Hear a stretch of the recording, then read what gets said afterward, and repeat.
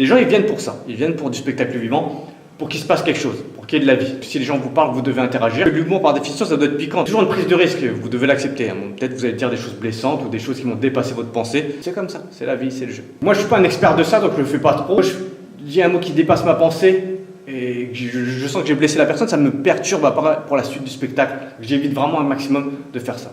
Je suis trop gentil. Plein de gens me parlent de tel ou tel comédien en disant « Oh, il est fort en impro ». Pour eux, c'est super fort. Je parle du pull d'un tel, je parle des chaussures de l'autre.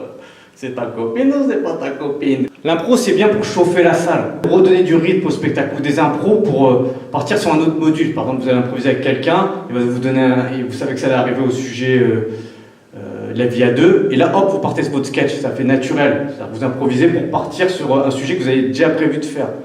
Et là, ça fait style, vous avez une conversation, style, vous avez un sketch sur tous les sujets, donc là, ça c'est sympa. Surtout, cette vidéo n'a aucun but d'autocensure. Le principal, c'est qu'il ne faut pas vous autocensurer.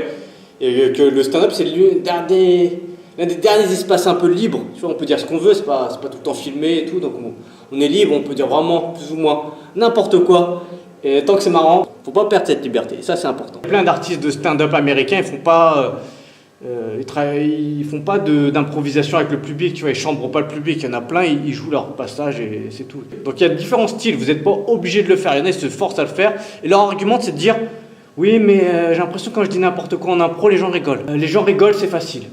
Ah bah, c'est pas un argument. Faire des guilis, c'est facile. Et le public va rigoler. Bah, fais des guilis au public alors si c'est ton but. C'est pas un argument, il faut que ça vous plaise. Si ça vous plaît, vous vous épanouissez en faisant des impros, vous avez l'impression que c'est votre point fort, bah, faut le faire, mais vous n'êtes pas obligé de le faire.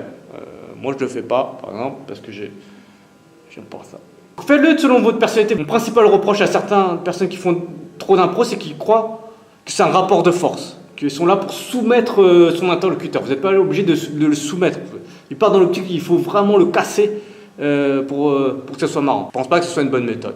Mais des fois, ça marche. Des fois, les gens rigolent, ils n'en peuvent plus. Et même la personne qui se fait chambrer, elle adore ça. Les gens, ils adorent ça. Voir leurs amis se faire fracasser. Et eux-mêmes se faire fracasser, ils adorent ça. Mais ça, c'est valable dans les grands spectacles, où il y a beaucoup de spectateurs et que la personne sur scène est un peu une vedette, en tout cas, est un peu connue ou un certain aura. Quand il y a 5 comédiens, il y a 5 spectateurs dans la salle, l'effet n'est pas identique. C'est vraiment c'est chaud. Les impros, c'est bien, mais point trop n'en faut. Chacun voit midi à sa porte.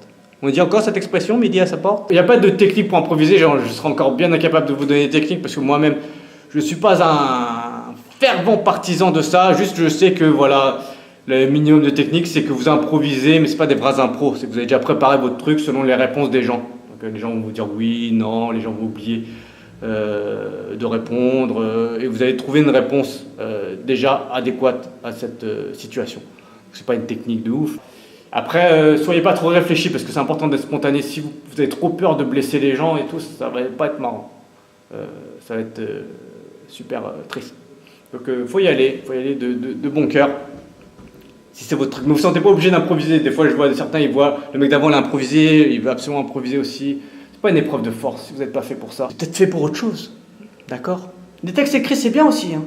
À bientôt. Et ouais, abonnez-vous à ma chaîne YouTube. Bye. Je vous promets, je vais improviser la prochaine fois pour dire ça.